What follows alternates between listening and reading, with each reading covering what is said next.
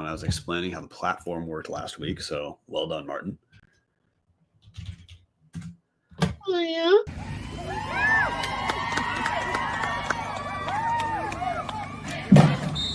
Oh my gosh.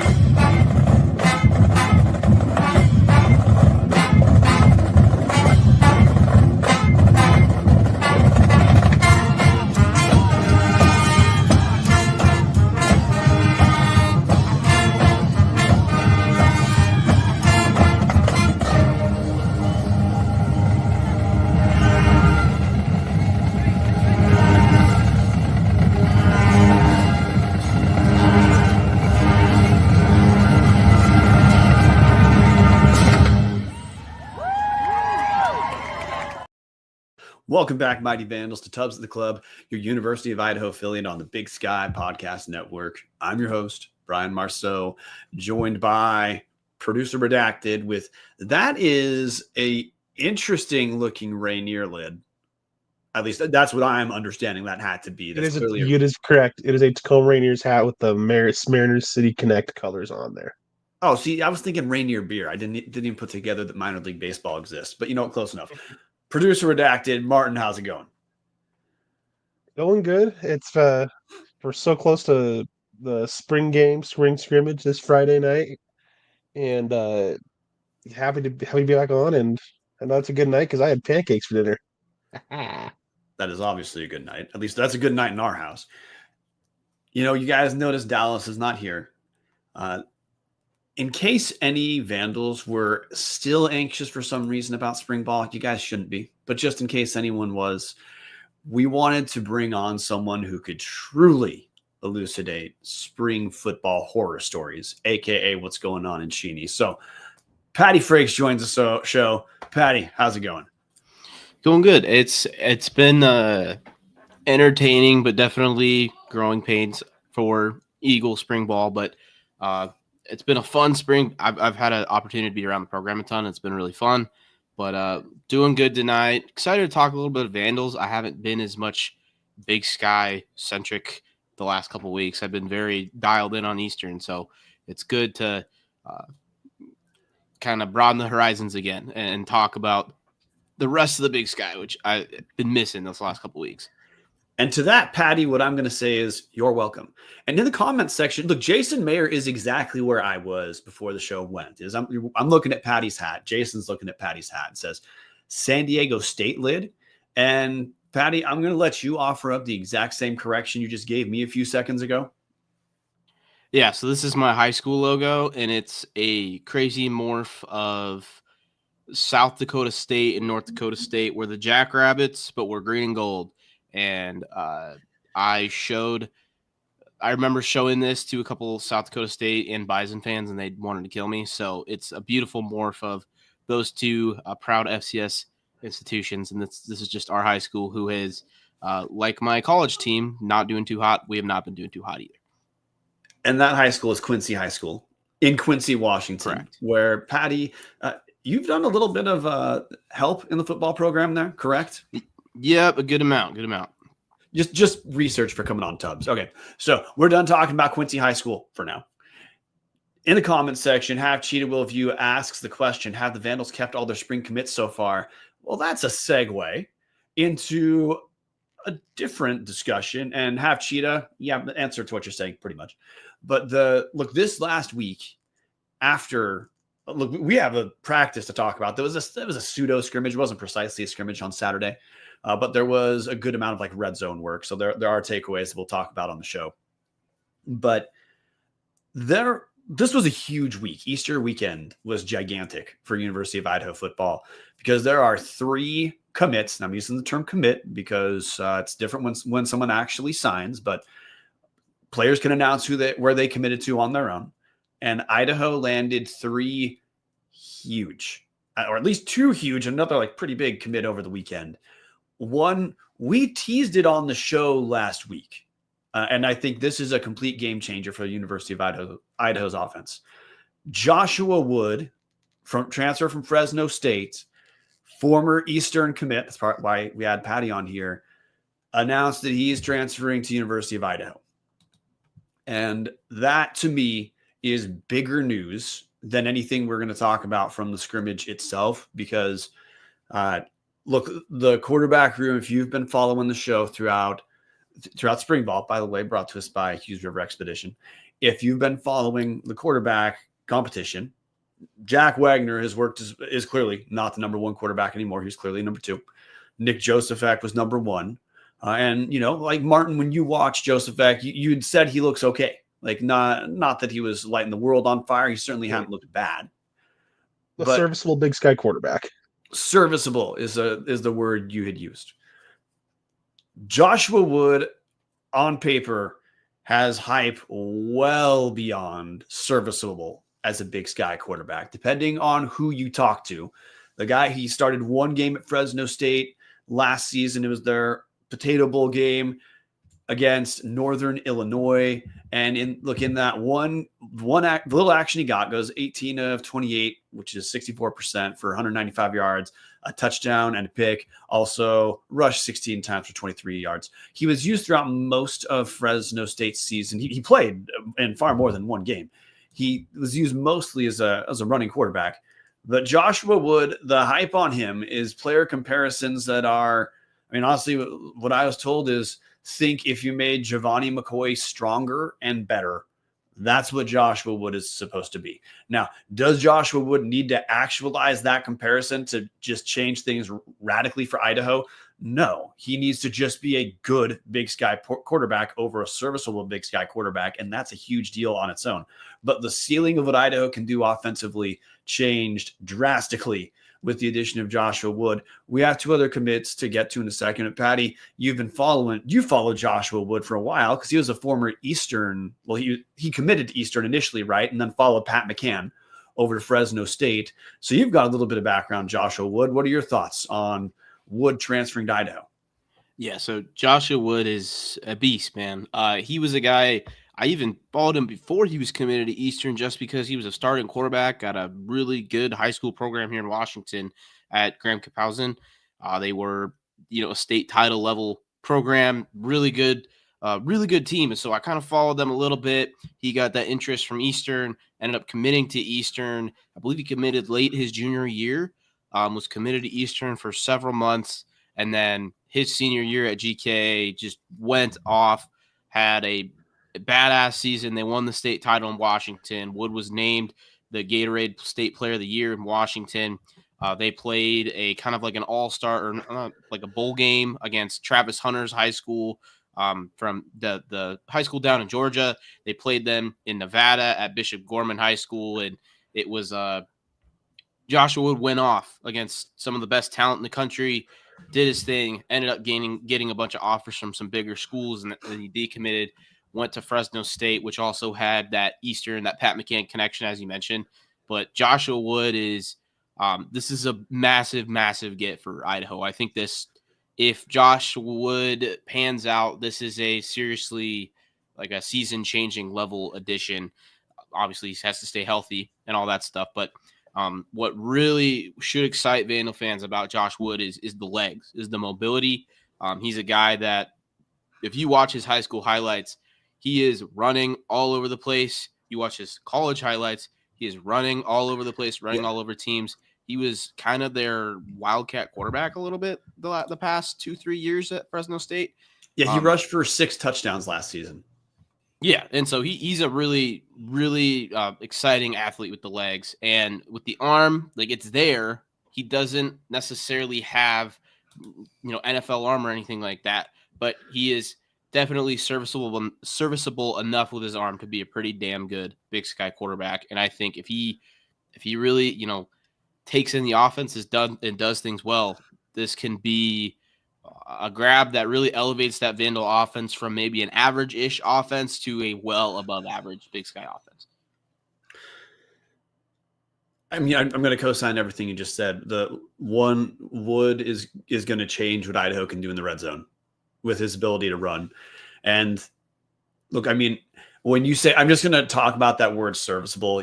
When you say his arm's serviceable, you don't mean like Nick Joseph serviceable. You're saying like, no, he's got a solid Big Sky arm. He has all the tools to be a good player. Absolutely. And when I say serviceable, I don't mean his arm is not good. I mean, his legs are so explosive that you're more worried about the legs than you really are about the arm if you're game planning against him a lot of the time.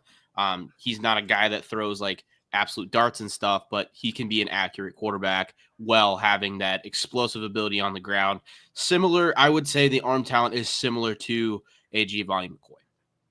Okay, which was clearly yes. McCoy was good as a Big Sky quarterback. Mm-hmm. It's hard to call him anything but good as a Big Sky quarterback. So, I mean, look, we'll see. We're going to see what he looks like in the fall. Jason Mayer in the comments section saying triple option at Idaho. No, but probably RPO, Patty, right? That's probably going to be something we see quite a bit of in the future. And we do know that the early returns, at least with the quarterbacks in the room right now, is that Idaho projected to lean heavily on the run. I'm curious how this is going to change things for OC Matt Linehan. Sounds like what I'd call a good problem of now there's another guy who can another threat on the ground and also a guy who can toss the ball around. But we have other commits that are a big deal. Another one throughout spring ball, the basic takeaways we've been given about the tight end room. Jake Cox has not played, and Chance Bogan has improved as a pass catcher. You can kind of think of him as either a really big wide receiver or a small-ish tight end, but he's a threat as a pass catcher, not the same level of production as a blocker. And I mean, that tight end was just an area for Idaho to improve. And Thomas Ford struck gold again this weekend. Gabe Hoffman, tight end from Eastern Michigan, a guy who Thomas Ford offered a scholarship to back when he was at Idaho. Huge commit for Idaho. And when I say huge, I'm talking 6'5", 250 tight end who is described as a threat, as a good pass catcher and a more than capable blocker. A guy who essentially his frame now gives Idaho another target similar to what Idaho lost in when Alex Moore had to medically retire. But also Hoffman not going to be on a pitch count and a bigger frame, which could easily translate in both blocking for the run and again as just another tool for Matt Linehan. Patty, thoughts on Gabe Hoffman committing to Idaho? Yeah, this is another one of those guys that I kind of followed in high school a little bit. He was a dude out of high school. A lot of Big Sky programs wanted him, and he ended up making the trek all the way to Eastern Michigan, FBS school, whatever. He, again, another FSP guy. This is very, very talented player, a guy with a ton of potential. we don't have a ton of like college film because he didn't really play a ton at Eastern Michigan, but he has all of those the measurables, all the things that you want to see from a big guy tight end, 6'5", 245, 250 pounds. Really exciting stuff on the pass catching side of things, but I think he's a really solid blocker as well. And like you said, it's a versatile tight end that's not going to be like, not saying Mike Martinez was not a threat vertically last year, but he was very much so a blocking tight end. And when you think of a Chance Bogan, he's very much a receiving tight end, or even an Alex Moore last year, very much a receiving tight end. I think Hoffman's a guy that can do both for you, a guy that can stay on the field. You don't have to worry about subbing guys in and out to get what you want from out of your tight end. So I think there's a lot of talent, a lot of versatility, and it definitely gives them another hopefully reliable guy in that tight end room that seems to have been pretty thin this spring. And the third commit was a de facto trade with Washington State. So in Falialo, Idaho commit, would have been a sophomore or redshirt freshman. Full disclosure, nothing, not a put down to Falialo. Word is he was falling down the depth chart. So whatever, he's at WSU now. Idaho gets Nathan Pritchard from Washington State. That's the de facto trade. Redshirt sophomore listed in the program at WSU right now. 6'5", 317 pounds. And Marten, I guess, look, we haven't watched Pritchard, right? So it's going to be tough to assess. It's going to be tough to assess exactly how he fits in, but you're our resident O-line expert. If I told you, hey, like Idaho can pick up a Mountain West level transfer who's 317 pounds, what are your thoughts? I mean, I love it. He already has kind of the size that you want. Offensive lineman, someone you don't have to wait and develop. Not going to say he's probably going to come in and play right away, but probably he just has the size that you want. That I know X said he wants to develop offensive lineman. He comes in, I'd say ready, able body that can just go in and plug in and go on the offensive line. Yeah, so I do want to say, and Tom Kendall saying also have 6'5" Oliver Fisher from BSU tight end room is stacked. I have no idea if Fisher is on campus right now. Thanks for bringing that up, Tom. But anyway, we knew when Thomas Ford was the coach, this was going to be one of the theoretical strengths, aka portal combat, as some coaches are known to reference it.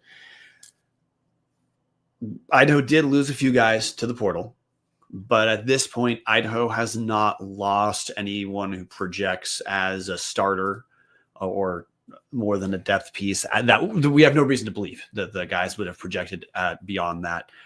In addition to Stone Falialo transferring, Ethan Beard and Ty Herlinger hit the transfer portal. I believe we also, I don't remember the third string long snapper. Forgive me. I don't remember. But at this point, Idaho has not lost guys who from spring football project as first string or like maybe second string. I mean, Ty Herlinger was unclear because in some of the practice, some of the scrimmage, Marten, Herlinger had received some first team reps. But yeah, I mean, that might have been more due to could have been injuries or something, but he was still when he was with the team was getting first team reps with the first team defense. Oh yeah, and I mean the guys who are here who transferred out.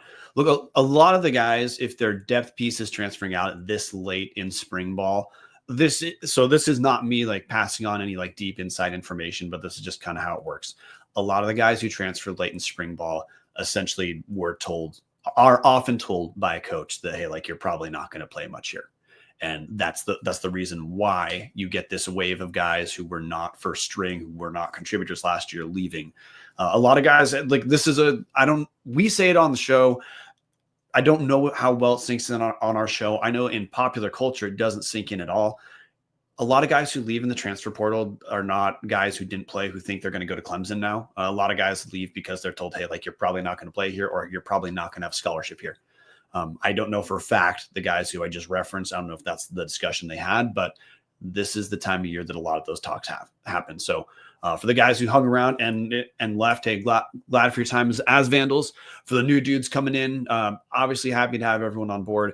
But now, Marten, I want to talk to you about what you saw on Saturday in the like pseudo scrimmage, not precisely a scrimmage, but look, we now have a new background of when we talk about quarterbacks, we're probably talking about the competition to be the number 2 quarterback.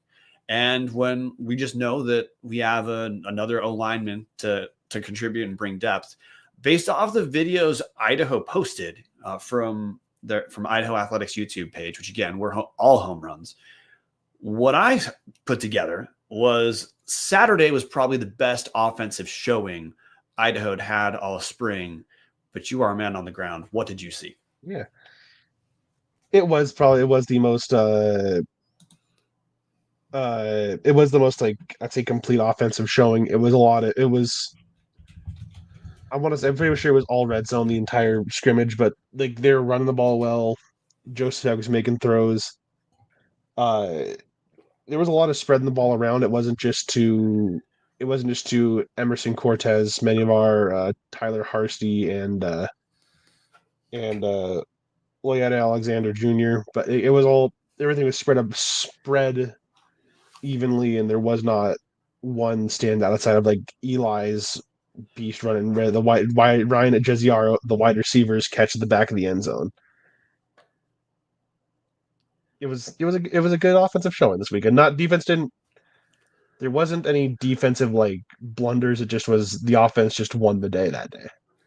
And that's what our reporting had been as spring ball, is that in the scrimmages, the defense had won the day both times, but players kept saying, hey, like it's been kind of back and forth in practice of who's winning the day.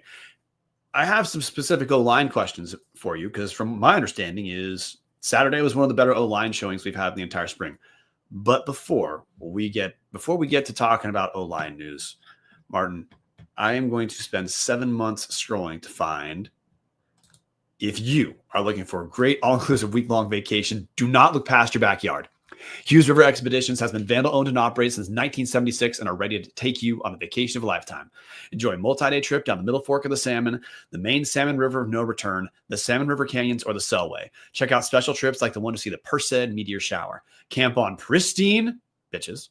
Run amazing whitewater, hike scenic trails, spot wildlife, soak in beautiful natural hot springs, and fish some of the most remote stretches of river in the country. You just bring your clothes, let HRE handle the rest. So grab a paddle, catch dinner, and ride the bull all throughout the Gem State. Call them now at 406-540-4450 or check them out at hughesriver.com. Marten, your thoughts on the O-line performance from Saturday? It was probably the best that I'd seen in the 3 practices that I'd been at. The running lane, even my fat ass could probably have gotten at least 4 yards. And if you get 3 4-yard gains in a row, that's first down. So they're opening up holes on the offensive line. It was pass protection. There's still some room for improvement, but still it looked better. There was still they looked more complete, and it's like then the same starting offensive line that we have been there since that I've seen at the 3 scrimmages that I had seen. I know they had like this tackle from Pace. I think it was a Stedford. It hasn't been played yet, but he was suited up. So he's coming. I think they're probably still getting him back, but it was probably the best practice that I had seen so far. Which tracks with how we kind of anticipated O-line development to go, right? Because our basic math was, hey, like defensively, Idaho should look strong early. We call that normal in spring ball. What we're tracking with the offensive line is over the course of the 3-4 weeks, does the unit look like it's coming back together or coming together? And does the unit look like it's improving enough to say, hey, we can exhale now heading into the fall?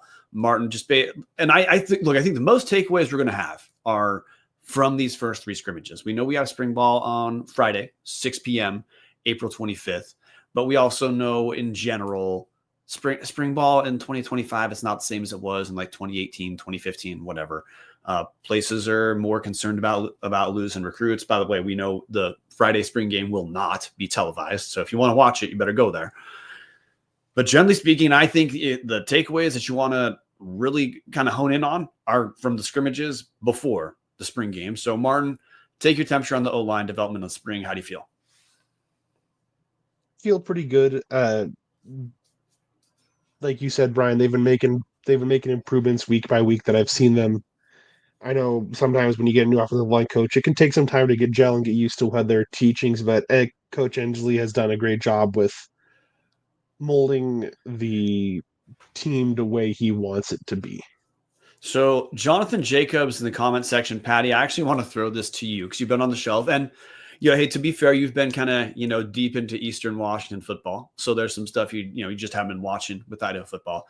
Jonathan Jacobs asks, should we be worried about the defense because of these big holes in the run game, or excited that the O-line is making them?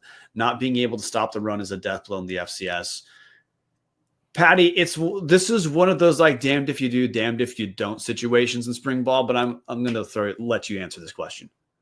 Yeah, so first of all, in spring ball, it's hard to tell what anything really is when you're playing against your own team, comparing it to what's going to happen on Saturdays in the fall. It's just tough to know. Scheme-wise, from what it sounds like Idaho's defense is pretty complex this year. You have this Power 5 level coordinator coming down, and he's implementing a pretty complex system. Sometimes that can lead to some run defense issues with transfers, FCS level players that maybe don't have the talent of Power 5 players. That can happen. And so it is a possibility that there is some problems just because we're running a pretty, for example, Eastern this past year, they ran a very complex defense last year, and it seemed like at times they kind of just stunted themselves and got too complex and caused some problems for themselves. That can happen for sure. Does it mean it will happen? No. There are plenty of teams in the FCS that run more complex defenses and are able to do it. And it really comes down to, does your DC realize what complex schemes are going to be problems when it comes to the fall? And so it could be a situation where Coach Dennison is just trying to get everything in this spring. Maybe they're not 100% fitting everything perfect as of now, but it's something that develops over time with a more complex defense. Think of Montana last year with all the transfers. Their defense continued to get better throughout the year because they run kind of a complex defensive scheme. Early in the year, their run defense looked awful. And then later in the year, started to get better. The coordinators start figuring out what calls help them stop the run. The players start playing with each other a little bit better. So it could be kind of a growing pains thing a little bit.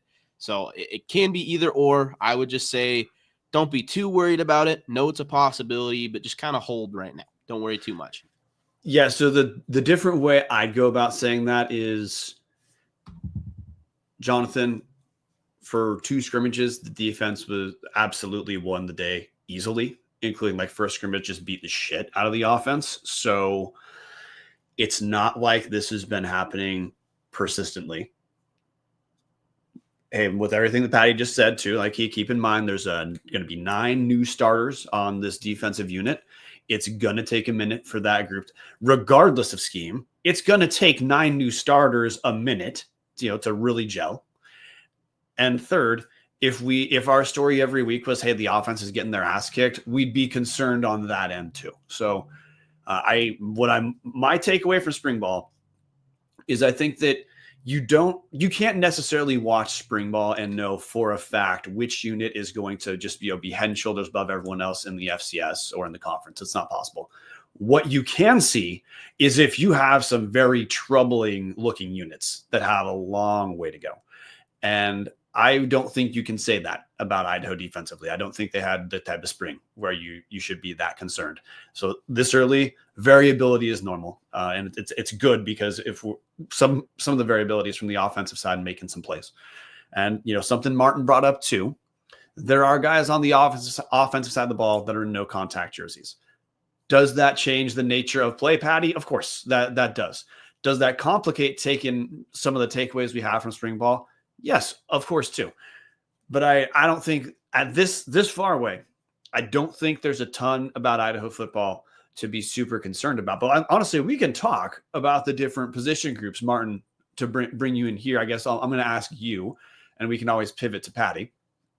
So we kind of hit on quarterbacks already. But just to confirm my understanding here, Marten, the news of Joshua Wood as a transfer, and then knowing that the competition you're watching is pretty much for the number 2, how does that make you feel about the Idaho quarterback situation?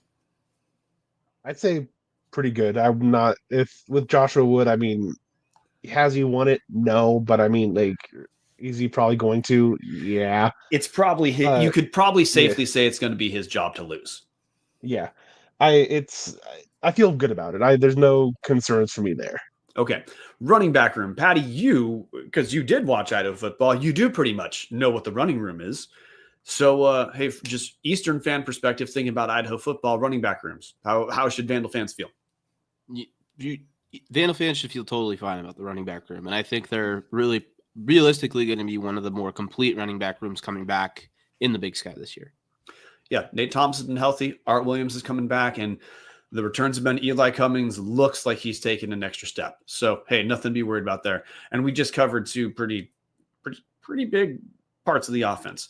Wide receivers, Marten. My understanding is now we can't just watch Idaho football and say, hey, we know for a fact this wideout's going to be first team all Big Sky. But as far as general talent in the room, knowing that a lot of catches are being replaced, how do you feel? I feel good. Now there's a lot of it's not going to be one guy this year, I don't think, but it's good. There's multiple people that can catch the rock, and it's not just going to be relying on 1 to 2 people to get things done for Idaho. Okay, which is how you would expect to replace. You lose 2 all conference level dudes.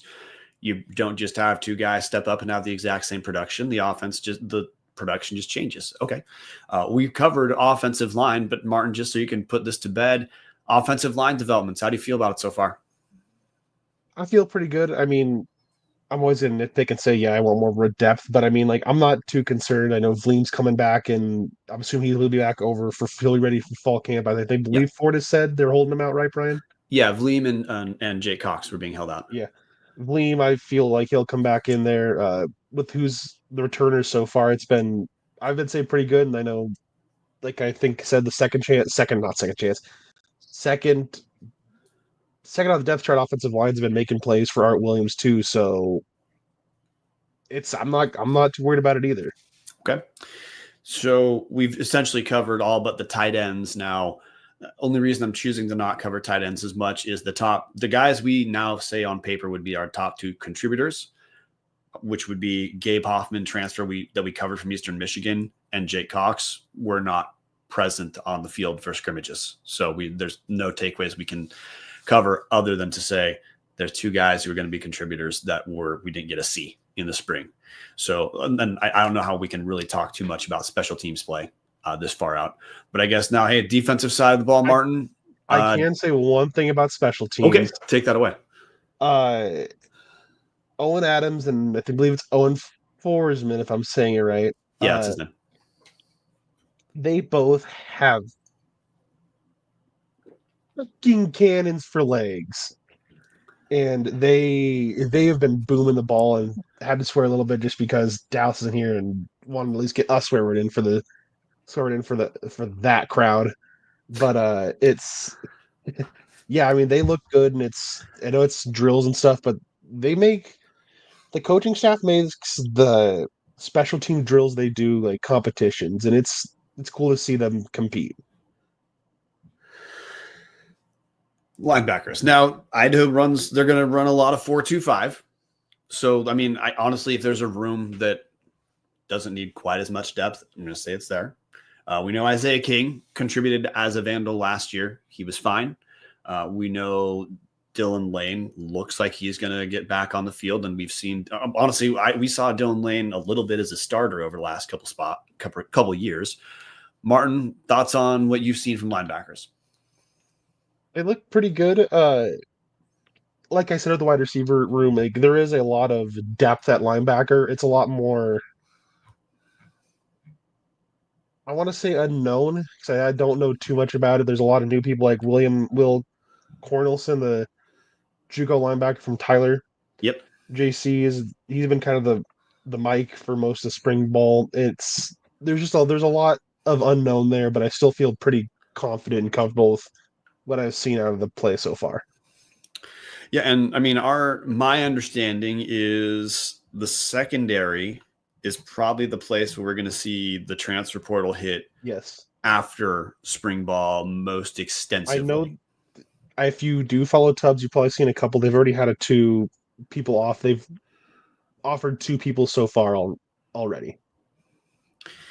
Right. So we'll continue to track that. But there's secondary. It's a very young room right now. Yes. So that's Then we'll say though, like the one I'd say person you'd expect to be making plays so far is it Zachary Spears. He like in the last scrimmage, I kind of watched him a little more recently, and the more focus on him in the scrimmage. yeah. And he had a couple interceptions. One was kind of a lofted pass, but still made a play. He was locking down everybody that he played against, and against Idaho, he was doing what you'd expect out of a former P5 cornerback. Yeah, I mean he's been the research I've done said that Spears has all the athletic tools to be contributing at a much higher level FBS. It's just a matter of putting it all together on Saturdays. And hey, honestly he's like the elder statesman in the room. So, but he's got the athletic tools. He's going to be a guy who contributes. So, I guess some other takeaways that I was told is actually Sam Brown was playing a little bit on the edge. Over the last week, both in practice and at scrimmage, which is a little bit different. He'd usually been on the interior, but I guess Marten, Sam Brown on the edge, anything pop? Not a lot. I mean, he's just a big D end. There was like some interesting stuff I saw. I don't really want to try and share things that I probably maybe shouldn't say what I saw in practice, but he looked like a good size, for a big D end. He looked good and he was playing well. Well, I mean, you can talk. Look, this isn't like trade secrets. I mean, I certainly hope Aaron Best isn't sitting watching our show right now. What'd you see? Yeah, I mean, we know Big Sky coaches listen to our stuff apparently. There was like a lot more like exotic stuff, but there was stuff where like I saw like Sam Brown out covering the flats for stuff along with covering like him and Himes were both out covering the flats and having the linebackers blitz. It was they're doing a lot of stuff to confuse the quarterbacks. Okay. Yeah, and I mean, we probably know on the edge, we know that's where Donovan Parham is going to be contributing. To my knowledge, tell me if I'm wrong, Maurice Himes, transfer from University of Washington, he's mostly been spending time on the edge. Yes. And then we know Julian Lee, that's where Julian Lee produced when he played last year. And the name Braxton Lawrence. So we just covered 4 dudes who look like they're going to be part of the outside of the D-line. Marten, you just gave me a look that made I was looking at my phone and I saw something it was something not Tubbs related. Okay. The other name, just don't forget on the defensive line is still there, is Zach Krotzer. He was playing some D tackle, but I did see some more goal line stuff where he's playing a little further out on the defensive line. Yep. But I'm not worried about that group. No, like 0%. I mean, Zach Krotzer contributed on some very good teams last couple of years. Thanks for bringing him up. But yeah, Krotzer and Sam Brown are the two names from the last 2 years who are still back. So I guess we just covered pretty much most of the position groups. Look, if you're 1,000 miles away, paying attention to just Big Sky as a whole, like you might be anxious about Idaho. We just covered that there's pretty much one position group that Idaho will quite obviously want to strengthen through the portal. And then other than that, like whatever Idaho adds, it's just talent for the sake of talent, which that's what good teams do, is they get good guys because they can. But this is I feel fine about this. I mean, Patty, now that you're here, I mean, when I talked to you about coming on the show today, would I just describe my experience of Idaho football as in, look, we have the takeaways that we can from spring ball, but mostly, man, even with the new coach, I just feel good. I feel absolutely okay about Idaho. I feel absolutely okay about what we're going to look like, what Idaho's going to look like week 1 against a WSU who mark that on your calendars, guys. August 30th. That is a absolutely winnable game for Idaho, especially Josh Woods changed it. Honestly, with Joshua Wood on the team, I like Idaho's quarterback better than what WSU has. But Patty, have you felt this relaxed, this kind of mellow about what you've seen out of Eastern spring ball? I would say no. Eastern spring ball hasn't been it's been fine, but it hasn't been a spring ball where you watch it and you're getting really excited about the future. You're thinking more so of, okay, we see some competition, we see some growth, but it's less so, oh wow, that guy is going to be all conference. Oh, that unit is going to be incredible. Whereas when I look, like, obviously I haven't been at practices this spring for Idaho, but when I look at the roster, when I look at what they're bringing back on, especially on the offense, they're bringing actually a good amount of snaps back on the offense. You know, I think Idaho has a legit chance offensively to be, probably one of the best offenses in the conference this upcoming season. And defensively, it really kind of comes down to how that talent gels. It's pretty young, but if that talent gels well, they have a chance to be really good, talking quarterfinal plus playoff team. Yeah, and I guess I can't say anything definitive at this point, but look, Thomas Ford brought this up in his, some of his introductory media appearances. Idaho wants, and hey, Nate Azzopardi brought it up in his video this week. Idaho wants to win a Big Sky title. They want to put a banner up, something that hasn't happened in Moscow in more than 30 years. Can you say that's going to happen after this far into spring football? No.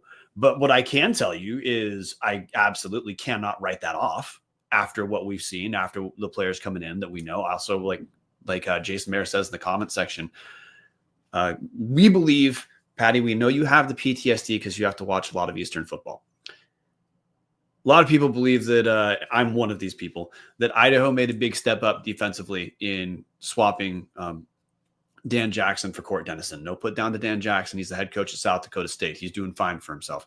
But I feel that Court Dennison is going to matter for this iteration of Idaho football. Just like if Jason Eck's going to be gone, Thomas Ford is a guy who can absolutely recruit. Look, he can coach. He's a teacher. Like Jason Mayer also said in the comments section, Ford and his staff are all high energy. That's kind of like the evolution of the staff of Idaho football under Thomas Ford.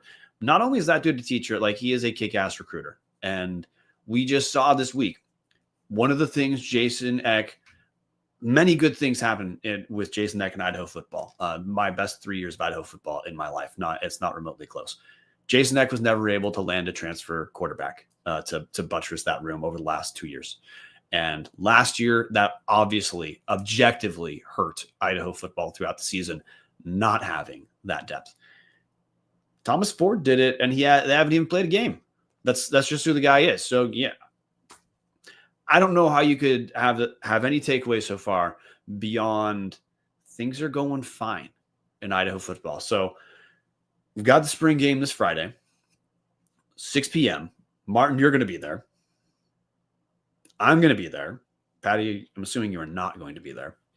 I might make it. We'll see. I think I might make it. Okay. Well, if you guys head to the spring game, you should be able to find us. If not, hit us up on Twitter. We'll find you. The spring game, I guess I want to ask you, Patty, because you are I know you just said earlier, hey, you were like more into Eastern football, but you pay attention to the landscape in a broader way than I do. So I guess I was pretty straightforward throughout all of our coverage that the scrimmages matter. Though 3 weeks of practice matter more than that one Saturday. Steve Kurtz is going to be there. Jason Mayer is going to be there. Look, a ton of Tubbs people are going to be there. If you want to meet some people, go to the spring game. Chuck Caswell is going to be there. Patty, I guess I'm curious about your thoughts on the evolution of the spring game itself, not just at Idaho, but just Big Sky overall. Because it's no longer really a showcase in the same way. It's a showcase to get people in there and raise some money, right? But it's just not the same. Yeah, it really isn't. We don't really have like a true spring game anymore. It's really more of kind of a showcase, show your fans, which is, they don't televise these very often anymore. Me being kind of a football junkie, I was on ESPN the other day trying to find as much football as I could because I was bored. There was like 4 spring games all spring. We've had like 4 or 5 that were televised. It really is becoming more of a, hey, fans, come out for this day of watching our team rather than like a true game. And so highly recommend people come out, come watch some football. You're going to get a pretty good idea of kind of who the players are that are going to be making impacts for the most part, especially at the FCS level. We don't have, obviously we are affected by the transfer portal, but it's not like the FBS where it's everybody is turning over all over the place. You're able to get a pretty good idea of who some of the guys are, what some of the scheme stuff is happening, and it's just a fun time to come out and watch football. So I highly recommend people come out. The spring game has definitely evolved in a weird way. Don't be surprised if all of a sudden after a drive they just start doing receiver one-on-ones, because that's something that happens all the time in spring games now. It's a little different, but it's a fun time for competition, watch the football, and again, everybody come out. It should be a fun time. And honestly, we're closing in on calling it a night, right? Because I mean, we'll talk other sports transfers, stuff like that later on. But I don't know, man. This is just where we're at. Idaho football, man. This was a great week to be a Vandal with the transfers coming in. Steve Kurtz in the comments section. Spring game always falls near my birthday, so attendance is automatic. Happy de facto birthday, Steve Kurtz, on April 25th, 2025. So Jonathan Jacobs in the comments section. I thought Idaho wore down last year. Had to start at Oregon, at Wyoming versus Albany, at Abilene, at Davis. This year we don't. Idaho doesn't leave the Palouse until week 4. Only one long trip before November. That's San Jose State. Now, I'm not gonna talk. We have to pump the brakes on talking the schedule, because if not, we're gonna accidentally have the same episode 7,000 times. And we still don't even have the rosters together yet for the entire Big Sky. This next kind of portal window is where teams are going to look to fill any sort of holes they identified in spring. And we already covered. Expect Idaho is going to get depth at defensive back, and then just talent otherwise. So I don't know. I'm not ready to talk about that. But hey, that's a good thing to think about heading into the long, dark desert that is the end of spring football into the start of fall camp. We do have some talk about that stuff. You can join us at patreon.com/Tubs at the Club. That's where you do it. Talk about it all year long. Well, that's where we talk about it for less than a cup of coffee a month. Support the show. There's certainly players coming into the women's program, which I mean that's where the term portal combat came from, is Art Moreira. So we're going to pay attention to that too. Men's basketball has some news coming, but in between now and when we get to our break, we do have a couple more what I call podcasty type of episodes that we need to cover. One, we have left this on the shelf on purpose, Martin. At some point, we need to do our Jason Eck era postmortem. That just has to happen. We chose as a show to not talk about it right away because we had nothing but actual objective news after Eck left from between then and now. We got to talk about that. We've got our questions episode, and then I'm sure we're going to have news. I mean, hey, Sacramento State's still waiting on whether they get approved for their attempt to get a waiver at the to go FBS independent. Martin, you look Ryan, like you're forgetting the biggest episode, our instant reaction show to the spring game. We have our instant reaction to the spring game. We do have that, which will not be instant at all. It will just be closing out the spring football next week. Thank you, Martin. But that's pretty much what we've got on our plate between now and then. So if you want to have a good time, head down to the spring game if you can make it. We're all going to be there. Patty, before we call it a night, you're here. You're a football junkie, self-described. Any other football stuff you want to talk about? Not necessarily specifically, but I will say the FCS as a whole this year seems you have North Dakota State, who looks like they're going to be North Dakota State. But other than that, man, all those teams that were that kind of second tier that looked like they were going to be, hey, unless you're in this tier, you're not making the semifinals. All those teams, either their coach left or they got dumped on by the portal, aka University of South Dakota got screwed by the portal this past couple of days. The FCS is wide open. And for a team like Idaho, I'm not saying they're going to the semifinals this year, but what I will say is if Idaho can nail one or two more big portal entries and, really hit their stride defensively and offensively, this fall, the way everything works out, man, sky's the limit for this Idaho program. And so I like get excited because, being a on campus for Eastern this spring, a team that, 3-4 wins the last couple of years, it's been pretty tough. So like take advantage of the winning and the excitement while you can. Highly, highly recommend, because I miss winning football, man. Well, that's because you need to drive south. Yeah. You're always welcome. Steve Kurt's comment section. A tad tougher to get an at-large bid with the Ivy League taking an automatic qualifier. Now that's right. Honestly, that probably would have knocked Northern Arizona out of the playoffs. However, that's one spot. Idaho at this point, I think with Joshua Wood at quarterback, if all he has to do is materialize 75% of the hype, and I don't think Idaho's in the discussion for being a fringe playoff team. You talked about a lot of schools were hit by the portal. A lot of places lost their coach, or Montana State had generational talent graduate. You are absolutely right. The top of the FCS minus NDSU is very much wide open, as a Qdoba NIL deal for Patty, like Jason Mayer saying in the comment section. So yeah, tune in. I don't have much else to add. So Patty, thanks for joining the show. Martin, glad to have you. We're going to see you guys next week. Until then, go Vandals.